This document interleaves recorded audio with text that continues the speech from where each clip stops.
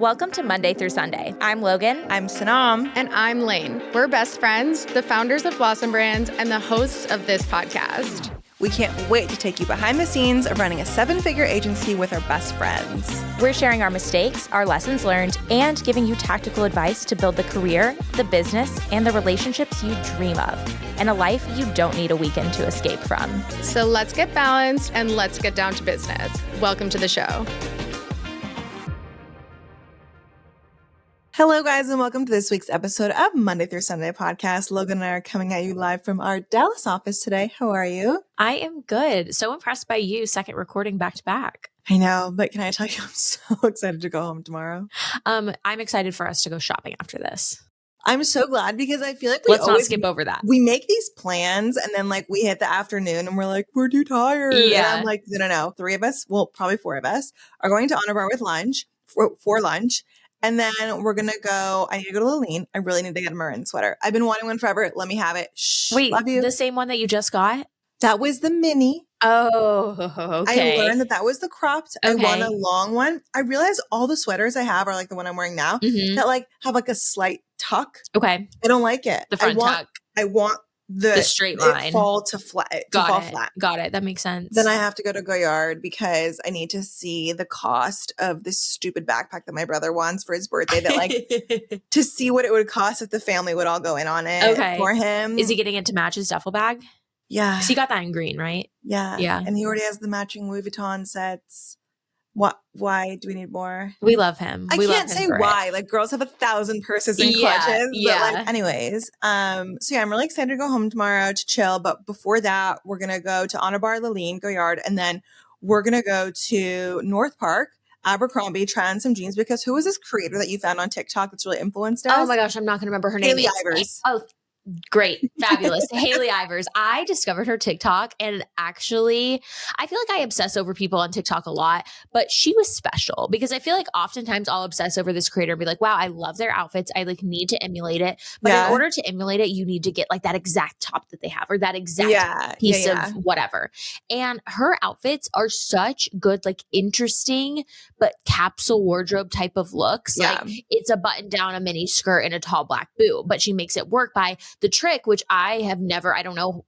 I'm just a failure at girl world. I don't know how I didn't know this before, but the trick apparently is you match your shoes to your belt to your bag. And that's how you get the look to be pulled together. So I actually tried to do that today. I'm feeling good about my fit today. No, you are. I don't have the right jeans. So we're going to Abercrombie to go get jeans because we're millennials just trying to do our best in a post-skinny jean world. I agree. This morning I was like wearing my brown suede belt. Well, I was wearing my black belt with my like pink top, and I'm like, ew, I hate pink and black, but like these are the only boots I have to match. And it's like, no, you can't wear pink and black. It's giving Sweet 16. It's really giving Sweet 16. So I was like, okay, well, I can change my brown one, but then I added all these brown accessories, which I eventually took off.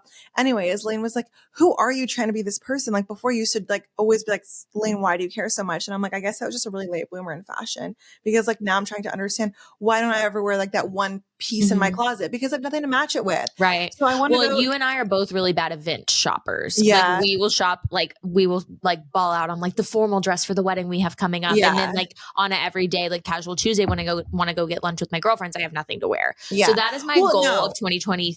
I would disagree. You would? Why? I think I have tons to wear. I don't know how to put it together.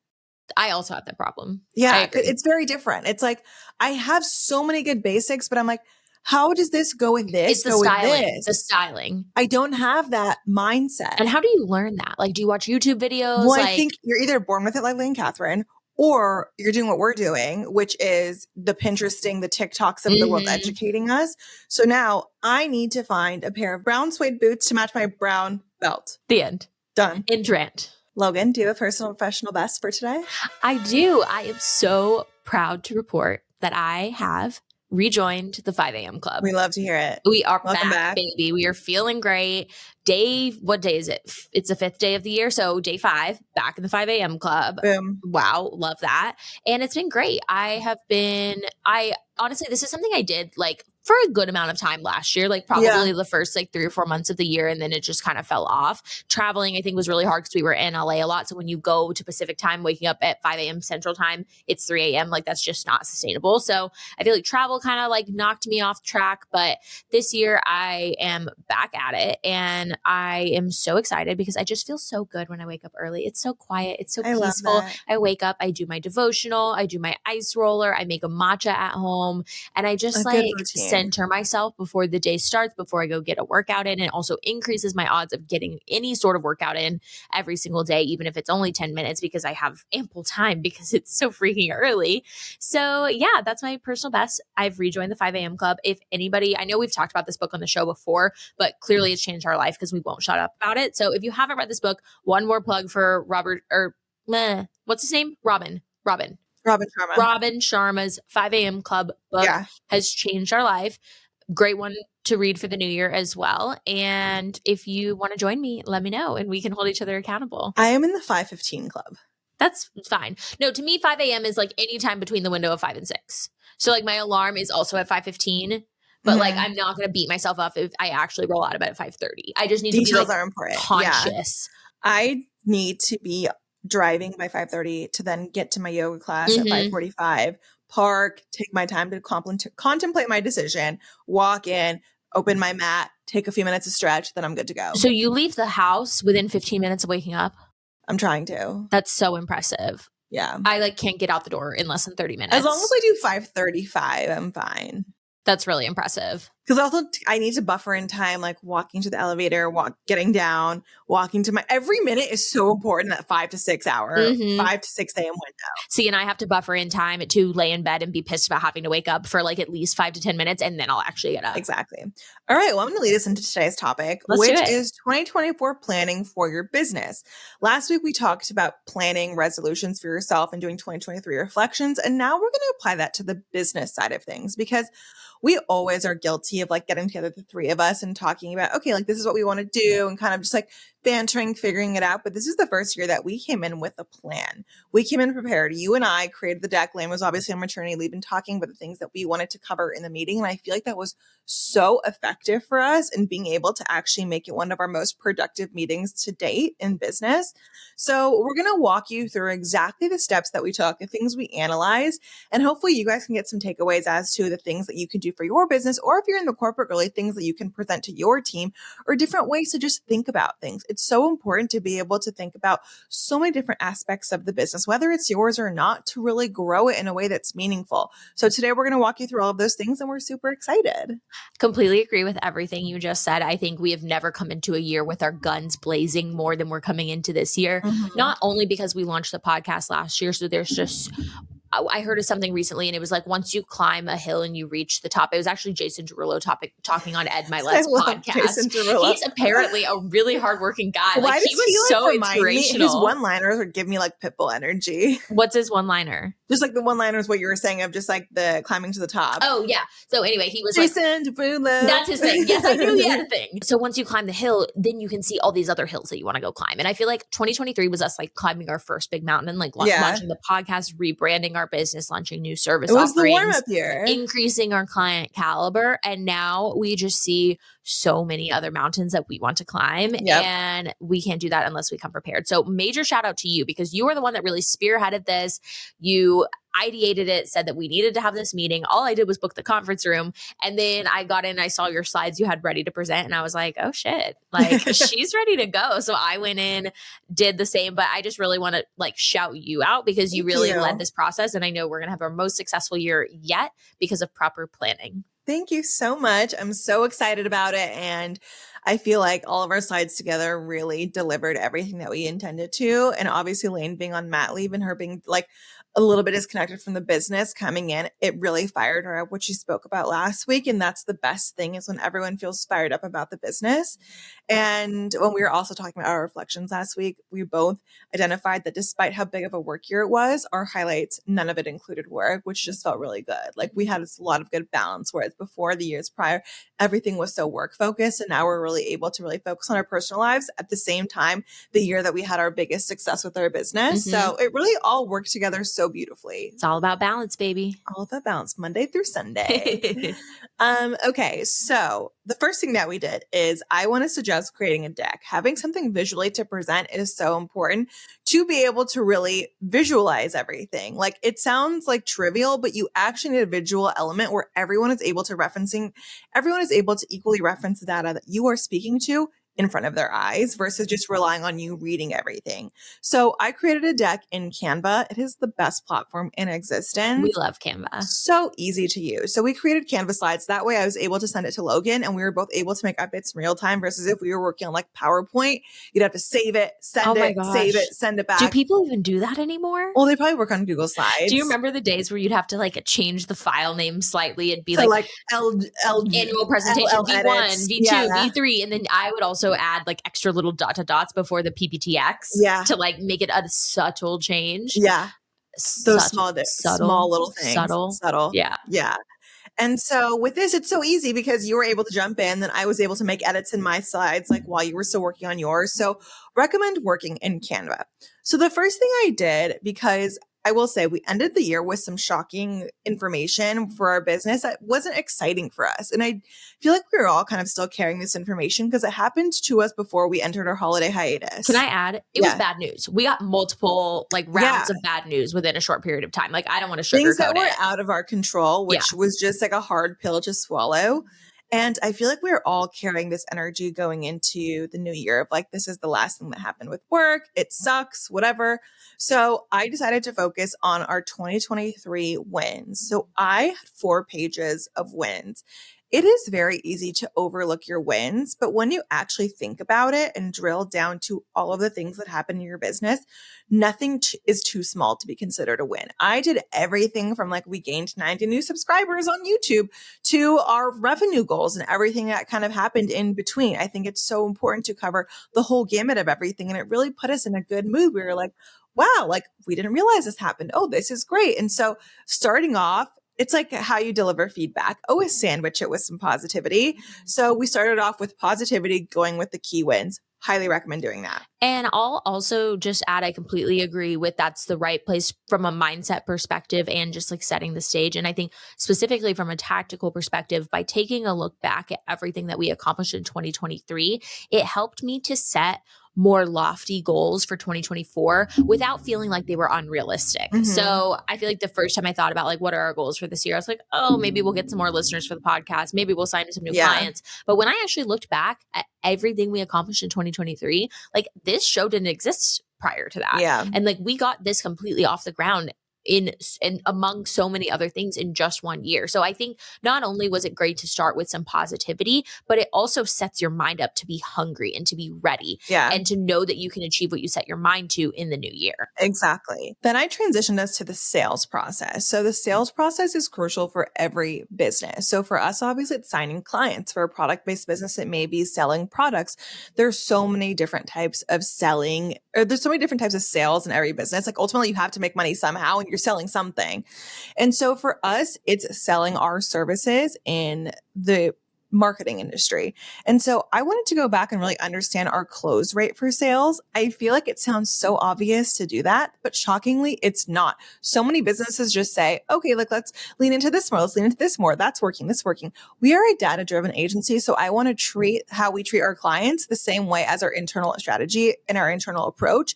So we went in and analyzed all of our sources for every single sales call that we had and all of the outcomes for those sales sources. And it was really fascinating diving into that and really understanding, okay, this is where everything is coming from. And what we learned is that our clients are doing our biggest advocates, essentially. We thought it was specific people that were referring us business. But when we actually look at the data, no, like we're putting in the work to develop these relationships with our clients. And they're our biggest advocates telling other brands about us. And that's what's led us to all of these new sales calls that we've had in 2023. And so keeping that in mind, how do we continue nurturing our clients? How do we continue fostering these relationships to continue making sure that they're an advocate for our business? And all of it comes down to keeping them happy and keeping them engaged in the business. So always recommend diving into your sales process, whatever it looked like from whatever structure of your business. And again, if you are the corporate girly that's not owning her own business, this can still apply to wherever company that you're working at, and really looking at the data. We always overlook the data sometimes when we're moving so quickly in the day-to-day of business, but really taking the time to step back and gather that understanding will really set you up to understand where you need to invest your time in 24. I completely agree and think it's so important. And honestly, something that we hadn't done yet was like sit back and reflect the whys of certain outcomes. So Yeah. I think two lessons, as I heard you talking, two lessons I really took from that, like kind of hearing it back, is number one, identify who your cheerleaders are. Yeah. I think whether you are working in a corporate job and your boss is a great advocate for you, or you, like us, have clients who are referring their colleagues to you, identifying who your cheerleaders are and nurturing those relationships, just like you said, I think is huge and something that we definitely do on an interpersonal level. And it just kind of happens naturally because it's the way we do business. We really appreciate and value the partners we work with, but going the extra mile to send them like a gift, a little treat, something, just to say that like we're thinking about you, we appreciate you, and we look forward to the growth that you and I are going to experience together as partners moving forward into the new year. So that's something we're doing transparently. We're going to send little Sugar Fina goodies to some of our best advocates from a client perspective. And then I would also add that taking time to evaluate the why is so crucial. I think throughout the duration of the year, we definitely are like, oh, that was a win, that was a loss, that was a win, that was a loss. But I also did a similar thing when we were looking back at our episodes for Monday through Sunday. Like we have a few episodes where like, this was the best episode. Okay, we just need to do more episodes like that. But when we looked back at the data, we were like, oh, this was actually the best episode, not because of the title or the topic or anything else. It was really our best episode because it was right when we first launched. We had a lot of people interested. We built up a lot of buzz. So I think taking a minute to step back and critically evaluate if the whys that you've previously assigned to certain outcomes are actually correct. So you want to assume that you know nothing and make sure that you're not making assumptions that are going to guide your future actions, and make sure that anything you're doing is based on data, just like you said. So I think leaning on the data is something that's really hard to do in the moment and requires that reflection time, that sitting back and thinking and evaluating. And I'm just, again, so glad you spearheaded this for us, because I think we gained a lot of rich insights that we wouldn't have otherwise had. For sure. The next two pieces that I would say that we did from the agency side of things, because I know a lot of girlies have social media marketing agencies and like different types of like marketing type agencies, is we took the time to understand our revenue and the number of clients billed from 2019, which is our first full year of business, to 2023. And it was really fascinating looking at the trends. It was something that, again, we had never looked at, and seeing we're actually, while we have fewer clients, which feels weird, we're billing more, which means the quality of the clients we're improving annually by offering different services and differentiating ourselves from how we were set up back in 2018 or 2019, for example. And so again, taking inventory of your business, your revenue sources, and seeing how you can improve the quality to devote more time on projects that are fueling you, less time towards little projects that may not be fueling you, and really understanding the layout as to where all of your revenue sources are coming from, and saying, okay, can you condense that while still growing your business, which will then give you more time to invest in other areas of your business that may lead to like innovation and growth? Or do you need to like take a step back and maybe cut some slack of some areas of revenue, whether it's a client or a specific sales channel that's really not working for you? And again, take the time to take a step back, evaluate, and then set yourself up to be able to grow in 24. I think that was like honestly the coolest part to me of this exercise, was seeing how far the business has come. And also what you said, that inverse relationship between the number of clients and our annual revenue. I think it's really a testament to the way that we've used our time and energy wisely over this past year, and what we need to continue to do. We wouldn't have had the bandwidth to accomplish all the things that we accomplished if we were serving 30 different clients this past year. It's so but true. By parsing that down and focusing again on nurturing the relationships, and just focusing on what's most lucrative in so many ways, like the caliber of brands, not only what they're paying us, but also the opportunities and the doors that'll open and how good of a fit they are for our business. Because definitely in the past, we've taken on some clients that like weren't necessarily in the fashion and beauty vertical, which is really our strong suit and our strength. And I would consider those distractions. Or clients that had no intention to grow. Right. So Where I it think was just a flat fee, flat media spend every month, and there was no creativity. So I would definitely, for anybody who runs their own business, just take a minute to think about, look at your client roster, or if you're on a team, look at the team around you and be like, who is really my superstars, who just kind of exists in the middle, and like who's truly holding me back, whether it's a person, a client, whatever, and kind of evaluate accordingly. Because I do think protecting your time and energy is the way that you're going to see those year-on-year revenue increases, whether it's your take-home salary or the revenue for your business. Totally. And to round out my portion of the presentation, the last part that I included was my personal goals for the business. And I want to share an example of one of ours. So when we did our sales pipeline, as we discussed, we discovered that, again, clients are our biggest advocates. I love that for us, but we can't control that. When other people are referring us business, we don't have any insight into 1 month we're going to have X amount of sales calls versus the next month we're going to have X amount. Like, it can be really quiet for a while, and then it can also be really chaotic for a while. I want to get to a point where we have more consistent sales calls, which means people discovering us outside of client referrals. I would love for people to discover us in social media. So one thing that we haven't invested in before is our social strategy. We don't market ourselves. We have just marketed ourselves in a very niche way to a few brands that have Friend then, of a friend. that have then shared with their friends and vice versa. That's great. But now I want to change that. So for us in 2024, my goal is for Blossom Brands. I would love to get to 5,000 followers on Instagram, which we have like 680 at the moment. And my way of doing that is I want to post more organically on Instagram and on TikTok. So for TikTok, I want to be posting on my own personal page, developing a personality, and really establishing myself as a thought leader. I have done so much in-person networking, and it's done amazing things for my career, my life in LA, just like social connections, etc. But now I want to use that to be able to help clients discover what we do. And with Instagram, I want to be able to have us post consistently and address the concerns of people who consider signing with us and address the concerns of people who don't consider signing with us, so we can start bringing people into our pipeline that we wouldn't normally do. So now I'm being intentional about our Instagram. My goal is for us to get to post at least 2 feed posts every single day, Monday through Sunday. Every day? Every day. Wow. I think it's important. We love that. And we've already been doing a feed post Monday through Friday for 2 weeks now.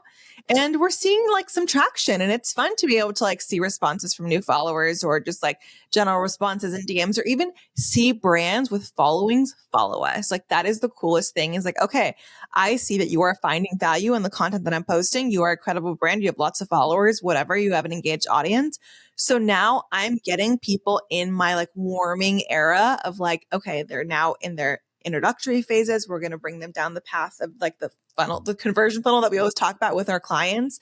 And so that's a way that I intend to start getting new clients to discover us outside of the norm referral. And my goal is 2 clients through discovery. So, and I think that's achievable. I think that's a great goal. And I think because you know the why behind why I need to post on social media twice a day, it makes it so much more motivating to actually follow through, because you're like, I'm not just posting for vanity purposes. I'm not just posting because I want my Instagram to look pretty, like you said.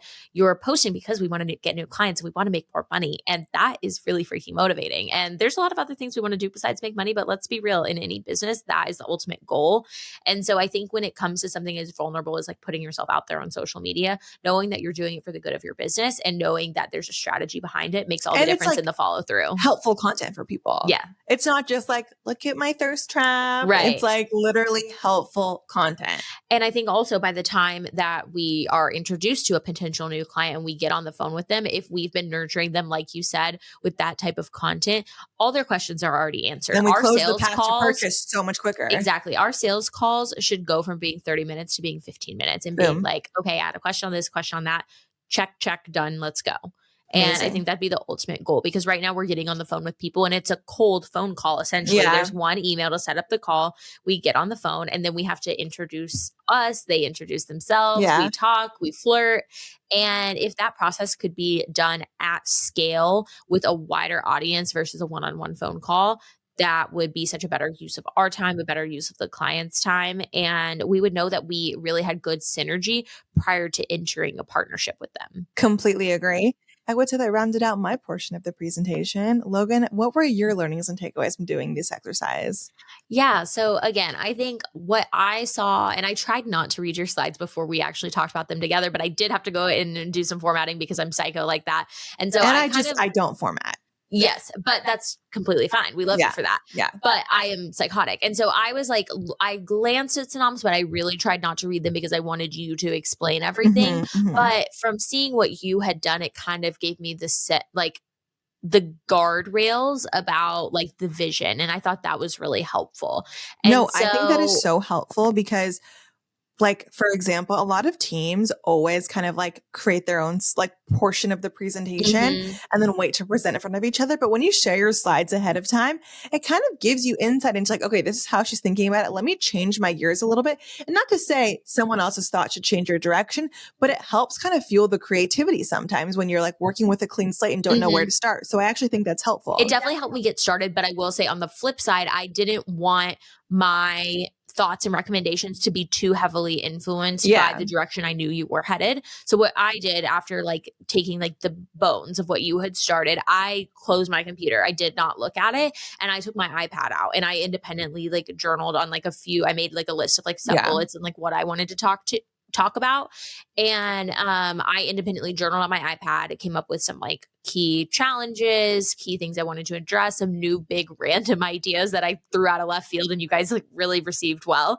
But with my portion of the meeting, I wanted to make sure to focus on the podcast because I feel like this is the main mountain that we climbed in 2023 and getting this off the ground. And there's so much more opportunity to grow.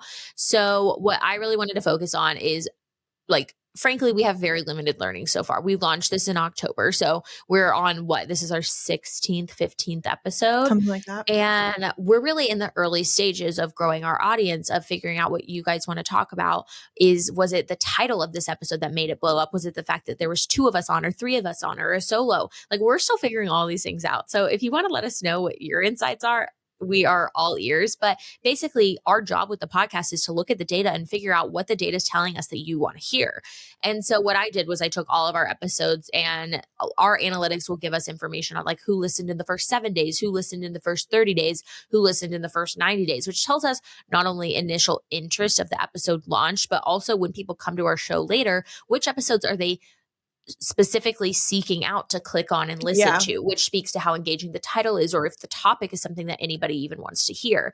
And so what I did was I did a deep dive on that. And I realized that what we had previously kind of taken as a benchmark of what we thought was our best episode, it was really only a function of our launch time frame. It was the first episode that auto played the day we launched. And this whole time we'd been racking our brains being like, okay, how to start a business. That was the best episode. We need to do more business episodes. We put out a part 2 of that episode.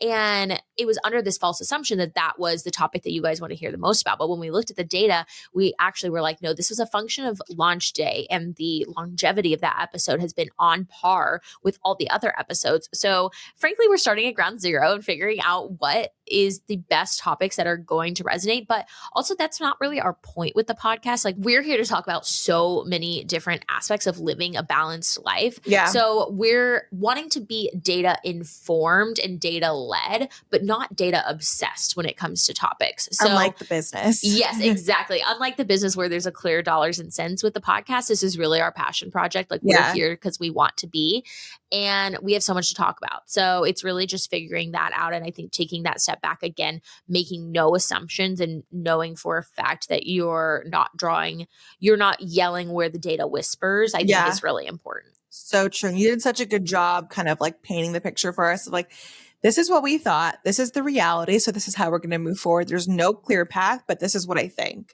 And it helped us understand it again, visually. And I would say another thing that I focused on a lot is something else that's completely new to us, which is social media. Yeah. Frankly, we didn't market our agency prior to our rebrand in late 2023. Like we had never tried to put ourselves organic out social there. Is so hard. It really is. We're paid media experts. I have so much newfound respect for this area of marketing because it's a completely different muscle to flex. There's creativity, there's a design. One of my personal like areas of focus, we all talked about like what we wanted our individual areas of focus to be. And something that I have found that I wish that I had skills in that I don't is like graphic design. Like Yeah. I can tell you, oh, I think that looks good or no, I don't, but like, I don't know why. So Yeah. I think that's something like on a personal level, I would love to take a class on that or figure something out. And so with all of that being said, I would say looking back at like, what are our current kinks in the process? Like audio visual, as you guys have heard us talk about week over week, like we are not video production experts. And that's been a learning curve. So one of my goals for us is to get that figured out, which I'm not going to say it, even though we've said it so many times. Oh, we talked about it last week too. We did? Okay. Yeah. Well, like we'll eventually figure this out. We're not saying it anymore. We think today might be the day. I don't know. No. Oh, we're not saying that. I need more clarity. Okay. Yeah. So work in progress, but like high priority. Yeah. So audio, visual, all those things we're still learning. And then I think just figuring out our cadence with our social schedule, being on platforms, being comfortable posting on platforms. That's something that Sanam, you were incredible at. I love your just like, we found energy. A new bridge for you yesterday. Yes, we did. Yes. So it's hard. And it's back to the hill of cringe that you talked about a few episodes back. Climb it. If you stop, you're going to fall down. Yep, exactly. So we're embracing the cringe in 2024. We are not obsessed with ourselves. We are just trying to reach as many people as possible. That's it. So with that being said, I would say no matter what type of industry you work at, whether you run a company or you work for someone else, as someone who has never done an exercise like this in the past, I have never felt more prepared coming into a new year logistically than I do right now. I think we have a clear vision for our business. I have clear goals personally. And we also have an action plan, which is our next step, is taking all the things that we talked about in this deck and associating timelines and owners to it. Because a goal without a plan is just like a dream. While we were presenting it, we also had one of us on the whiteboard writing down all of the ideas that we were coming up with in the midst of the conversation. Go ahead. Oh, I was just going to say, bring back whiteboards. Honestly, I love writing on a whiteboard. Good. I was that girl in class that would like secretly wish that the teacher would call on me to write on the board because I just really liked my handwriting and I wanted to show it off. You were that girl. I was that We girl. all knew who that but girl was. But I wasn't nerdy enough to raise my hand. I would just like sit there and act cool, but like hope that I got called on. That's valid. Yeah. But it was a great way to brainstorm. True. Because it's a medium that we never use. So I would say shake it up. Like if you're normally like the a typer. office environment was really good for us yesterday. I know. But like when one of us was presenting, for example, like I know my slides, but like that's just everything that I thought about. Then Lane sees something that I wrote and she's like, oh, that is such a clear answer. This, and this. So then Logan's writing it down, vice versa. When Logan's presenting, I'm like, oh, I have this idea. I'm writing it down on the whiteboard. So we took a picture of the whiteboard, then transcribed it all into a Google Doc. And then after we all went in, assigned owners to everything. And then we're going to be setting up an hour next week to revisit everything and like kind of like work through all the little things and kind of create a timeline for all the bigger things. And then Q2, Q3, Q4, revisit this exact same document because there's so many short and long-term goals and check in. Like your goals are not actually actionable unless you're checking in on the status of them. Like you can't just set it and forget it. The follow-up is huge. I will also just add one of my personal favorite parts about this exercise, because we worked independently, were the times that you said something or a goal or an idea. And I was like, wait, I had that on my list too. Yeah. I just loved how aligned that we all were. And I think it just shows like that shared vision is going to get us so far.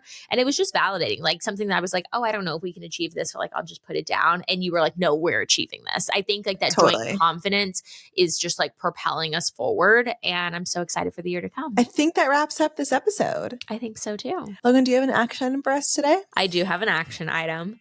Fill it. And if you've listened to the show, you've heard this one before, because it personally took me hearing this advice from Sanam probably 20 times before I actually followed through.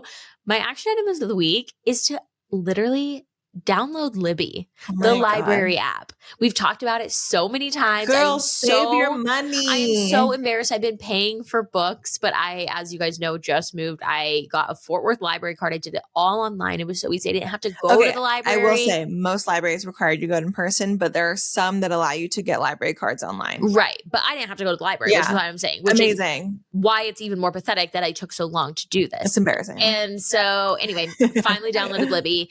Because I don't have to pay for a book, my reading has skyrocketed. I'm a Goodreads queen now. I know. I'm scared to see your Goodreads goal for the year. You're going to go ham. Well, I need to set a goal. I've never set a goal up until this point. So I just look want at your to data. implore you to download Libby. Do not spend money on books on Amazon. I beg you. You will read so much more, be so much happier, Save your spend less money. time scrolling on Instagram. With inflation, there's so much we have to pay for. It's just a win-win. So download Libby.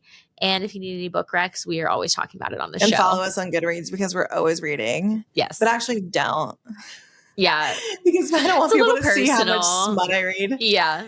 But with that being said, we hope you guys found this episode super helpful. We know we found this exercise insanely helpful. And if you guys have any questions, don't be shy to slide into our DMs. We always love having conversations with you guys there. I have never been more excited for a new year. Yay. And I think it's because we have such clear goals in mind. So with that, I hope that this episode gave you a similar fire. And one final note, if you took anything away from this episode, we would love nothing more if you would share this with a friend. Just one friend, that first person that comes to mind that you think would need to hear this message and that you want to say, hey, I care about you. I want you to have a great year this year.